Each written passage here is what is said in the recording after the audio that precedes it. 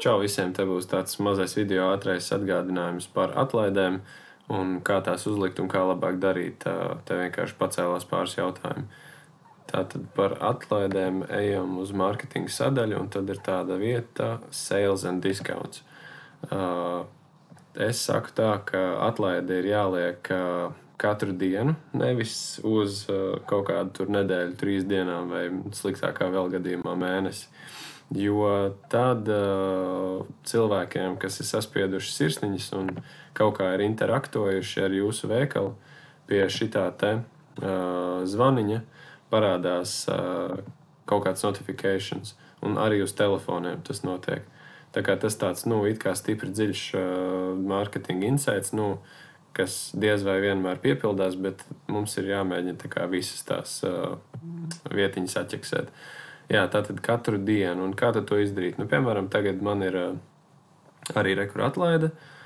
Es to atlaidi taisu ar nosaukumu kaut kādu tur no savu veikalu, tur discount day, tas ir pilnīgi vienalga, ko jūs tur rakstat. Tad ir to esošo atlaidi es tagad nokancelēšu, end sale early. Un tad, ko es daru?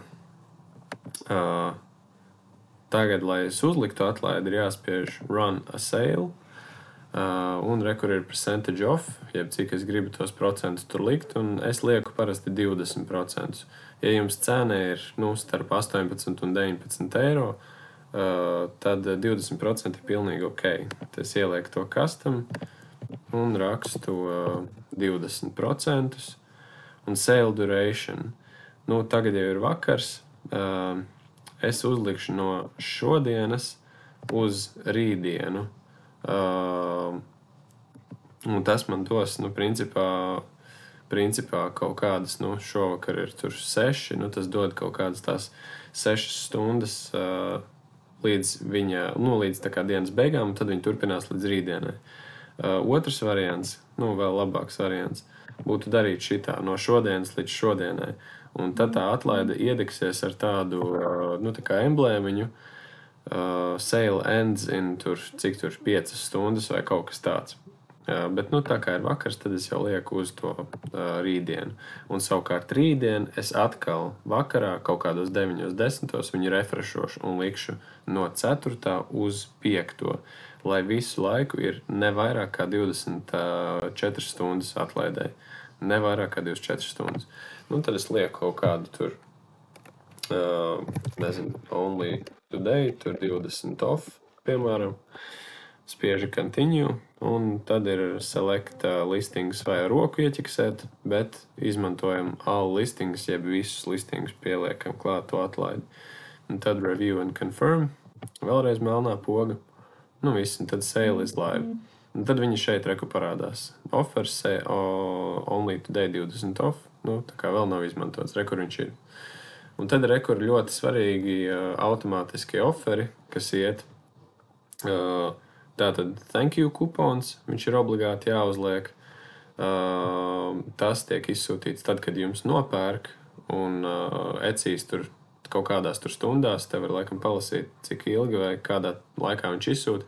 Viņš izsūtīs tā kā paldies kuponu un motivēs to cilvēku uz jaunu pirkumu.